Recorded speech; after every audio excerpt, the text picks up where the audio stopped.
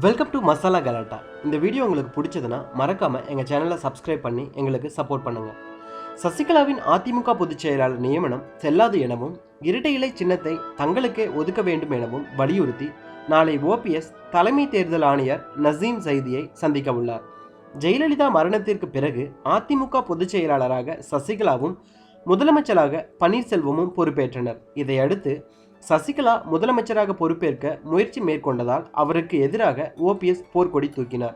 இந்நிலையில் ஓபிஎஸ் தரப்பினருக்கும் சசிகலா தரப்பினருக்கும் இடையே எம்எல்ஏக்கள் இழுப்பதில் போட்டி நிலவியது. அதில் பெரும்பான்மையை நிரூபித்து எடப்பாடி தலைமையில் ஆட்சியை கைப்பற்றியது சசிகலா தரப்பு. இதனிடையே சசிகலா பொதுச் செயலாளராக நியமிக்கப்பட்டது செல்லாது என ஓபிஎஸ் தரப்பினர் தேர்தல் ஆணையத்தில் புகார் மனு அளித்தனர். இதற்கு சசிகலா பதில் மனு தாக்கல் செய்தார். இந்நிலையில் மார்ச் 14ஆம் தேதி ஓபிஎஸ் தரப்பை பதில் அளிக்குமாறு தேர்தல் ஆணையம் உத்தரவிட்டிருந்தது.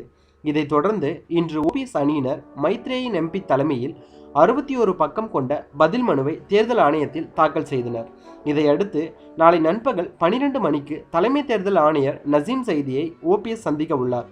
இதற்காக நாளை காலை பன்னீர்செல்வம் டெல்லி புறப்பட்டு செல்கிறார். அப்போது சசிகலா பொதுச் செயலாளராக தேர்வு செய்யப்பட்டது செல்லாது என்பது குறித்தும் இரட்டை இலை சின்னத்தை தங்களுக்கே ஒதுக்க வேண்டும் என்பது குறித்தும் பேச உள்ளதாக தகவல்கள் வெளியாகியுள்ளது.